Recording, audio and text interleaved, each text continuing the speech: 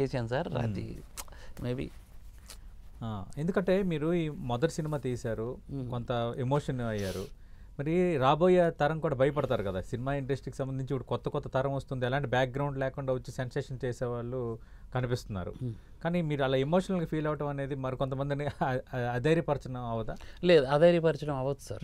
థియేటర్కి జనం రాలి, మీరు ఇప్పుడు అన్నారు టైటిల్ ఎక్కలేదేమో, ఆ టైటిల్ మీద జాగ్రత్త పడతారు. ఓకే, ఇది ఈ మెసేజ్ వెళ్తుంది కదా సార్. ప్రమోషన్స్ మీరు ప్రాపర్గా వెళ్ళలేదన్నారు, ఈ మెసేజ్ అది బలమైన కారణంగా అనుకుంటున్నా. త్రిబాణదారి బార్బరిక్ అనే టైటిల్ క్యాచీగా నేను ఇది ఓటింగ్ తీసుకుంటున్నాను సార్. ఆడియన్ సినిమాకి వెళ్ళలేదు ప్రస్తుతానికి, టైటిల్ వరకు చూస్తున్నారు. ఈ టైటిల్ మేబీ మాకు అట్రాక్ట్ చేయలేదు అంటున్నారు. I accept it.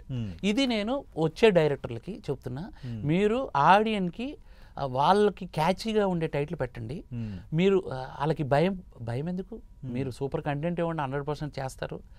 మంచి టైటిల్ పెట్టండి, కష్టపడండి, దాంట్లో డౌట్ లేదు సార్. ఇంకోటి చెప్పనా సార్, భయపడి వెనక్కి వెళ్ళిపోయే వాళ్ళు సినిమాలోకి రారు సార్. భయపడి వెనక్కి వెళ్ళిపోయేవారు 1 year సార్.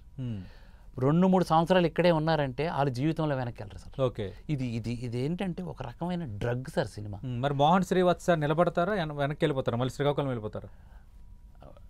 ఛాన్సే లేదు. నేను ఏమన్నాను, నేను మలయాళం వెళ్తా కానీ నేను సినిమా వదలను.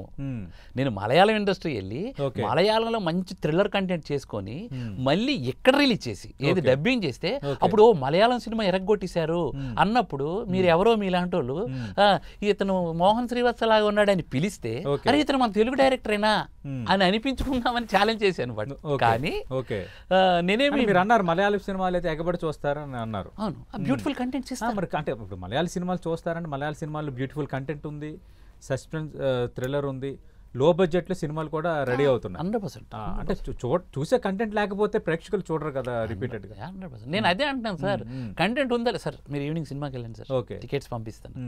మీరు బాగాలేదని మళ్ళీ రేపు మీరు ఇదే 10 TVలో పెట్టండి సార్. మీరు మామూలుగా ఇండివిజువల్గా ఒకటి బయట ఇవ్వండి సార్, బాగాలేదని.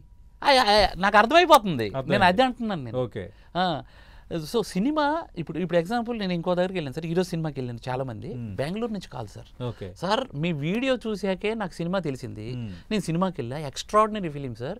ఈరోజు నేను ఇప్పుడు సినిమాకి వెళ్ళాను, మా ఫ్యామిలీ ఆల్మోస్ట్ 20 to 30 members మేము ఫ్యామిలీ వస్తున్నాం సార్. సినిమా తీసి వీడియో మీకు చూసి వీడియో పెడతాను సార్ అన్నారు. సో అంటే నేను అక్కడ జనాలకి మీరు అన్నట్టుగా టైటిల్ వాళ్ళు రీచ్ అవ్వలేదు, నా ఎమోషన్ ఎందుకో తెలీదు, నేను అది తీసుకెళ్ళింది కొంచెం.